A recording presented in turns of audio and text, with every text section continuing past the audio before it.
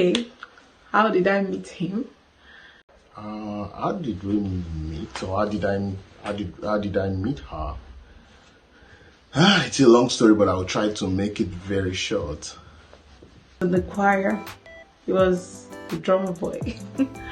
So before then, he came as the first timer to the church. You know, in church, they would tell the first timers to stand up and introduce themselves.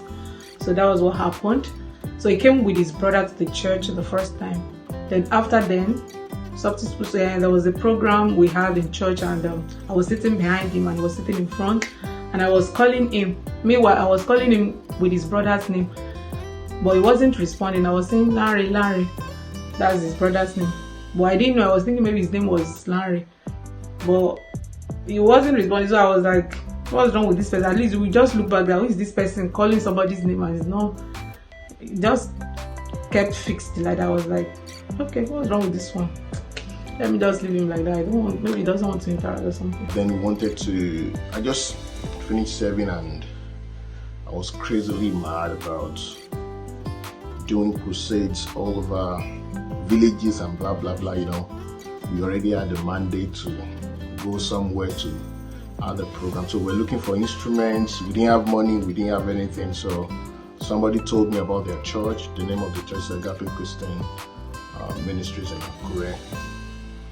Okay, we're looking for instruments. So one of our brothers in UK right now, Brother G, said, okay, come, there's this youthful pastor, Pastor Koko. He can actually help you with the instruments. So we went, I got there. I loved the message. But the day I got there, the drummer was not really good. I played drums very well. I can't say not really good, but it wasn't playing the way, if you're a drummer, there's a way.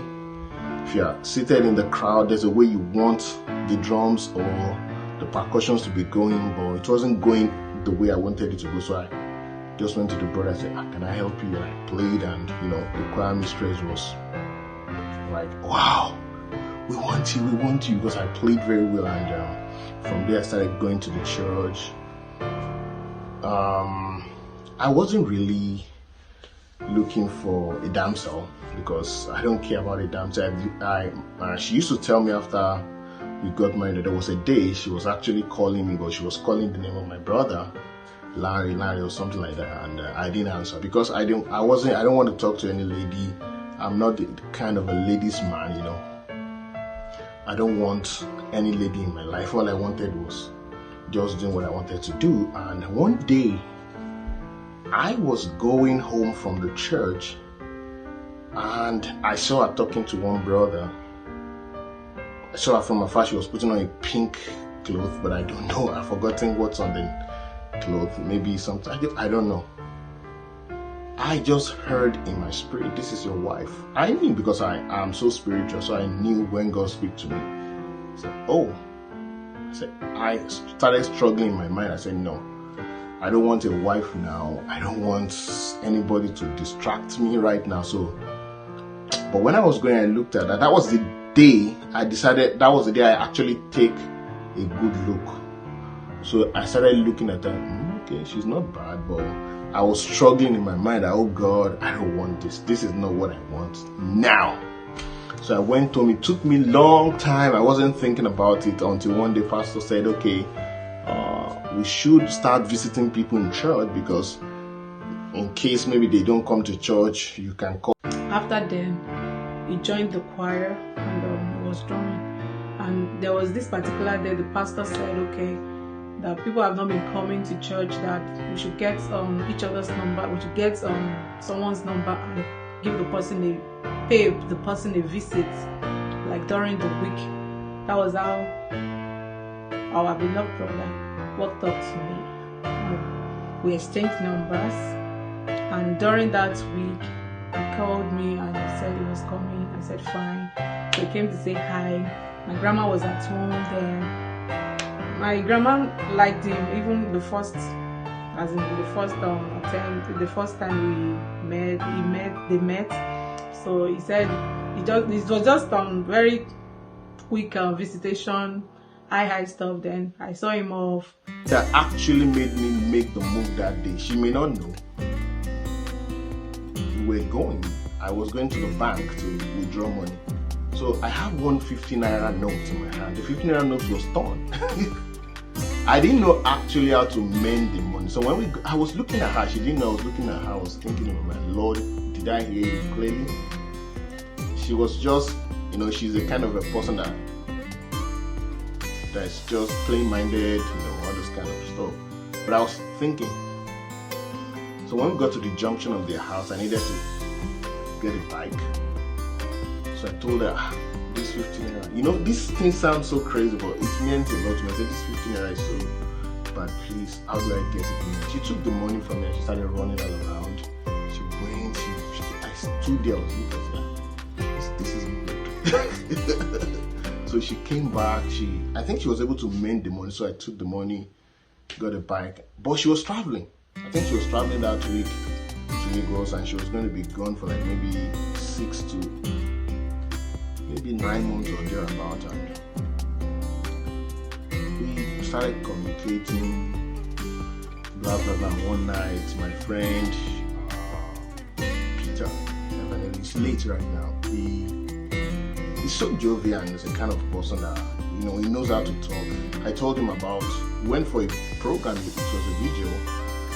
So I told him about her. I said, talk to her now. I said, hey, I don't know how to talk. It's not because I don't know how to talk to her, but number one, when you're trying to be, someone who wants to do God's work, people see you to be someone that doesn't have a job, you don't have a job, and you want to marry someone. So how do I tell the pastor? I don't have a job, I don't have anything. So what if I talk to the sister and the sister just jump to the pastor will tell me, you don't have a job. That was what I was thinking in my mind. I was like, so let's leave this angle for now. But my friend just jumped that night. I was talking to her on the phone. I said, she started talking as if maybe we were in a relationship already. So after the vigil, my friend left. I went to my house. When I got home, I called her again. I said, I'm sorry the way my friend was talking to you. That is the way he is. He's a kind of jovial person. That was how we became friends, talking normally. Then there was this particular day, he sent me a message, like a text message on the phone, a very long message. The message was like, I care for you, I love you, I want to take care of you more, something like that. So it was a very long message. So I was reading it and I was like, why is he sending me this kind of message? A lady would think like, is he trying to toast me? Or something. So maybe he was thinking from his own hand that why am I not responding? Or maybe I was angry. So he now sends the other part of the message like, Jesus loves you or something. So he was now telling me that, trying to tell me that, okay, all those long stories he's been saying, that it's Jesus that is saying it. And I said, in my mind, I said, okay, it's fine. If you say Jesus is the one saying, no problem, I already knew. So that was it. Then so from there, I think the second night or the third night, so let me talk to her. Whatever is going to happen, anything that's going to happen, let it happen. So I called her on the phone, told her my mind, and she was okay, let me think about it. I said, oh, that's good. So she thought about it. She came back and told me that, okay, let's go. I said, did God speak? She said, no, I just wanted to go up. I said, okay. So I told her. She now told me that she was HIV positive. So it really got me. I wasn't really afraid because that time, not just that time, we still have it. We still have the move right now. There's a lot of miracles we have seen, praying for the sick to be healed. So I told her, I said, but I wanted to know what actually made her to have such kind of infection. And she told me that she was sleeping around with me. I was like, what's this? So I said, no worries. When you come back to Akure, I told her, I said, my friend Peter will take you to the mountain, we'll pray together. And it's going to disappear, don't worry. I actually believed and I felt, okay, we're going to pray and it's going to happen because I believe God said this. So after some time, she now told me it's a lie. She was just trying to test me. I felt so bad because I don't really like such kind of a test. Like I was being fooled. That was the first argument we had. So I just said, oh my God, I don't want to do anyone, blah blah blah blah. And, that was how we met, and we see here today. We started like that. It was a long distance relationship, but we're still here. Thank God. From there, then after then, that was when he made his intention known. One night, he just likes me and all that, and he made me to know that. Then I told him I was going to think about it. Normally, I like the kind of person he is. I like the way he's a very calm person. From the looks of things, when you see him like outwardly, he looks calm. Apart from the fact that he's cute and handsome, he looks calm, and that was what really attracted me to him. And apart from that, the major thing that really attracted me was he was very spiritual, because then he came to the church with the intention, he has the mind of youth. He's a youthful person, so he wants. There's this program. He has plans for his spiritual program that he wanted to embark on. Then, so from that perspective, I've been looking at him from that perspective. That, okay, this person, apart from the fact that he's handsome, he's spiritual. He knows what he's doing. He has a vision and all that. And that was really what really attracted me to him, him to me. So I really like that about him.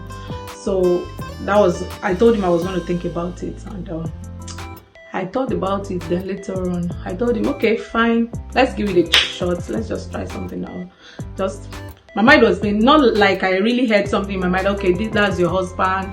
That's your husband to be and all that. I didn't hear it, but I had that peace in my mind for the fact that we met in church, and a lot of people, you can meet anybody in church, but there is this conviction I have in my heart based on the fact that he was spiritual, and I can feel that peace in my mind.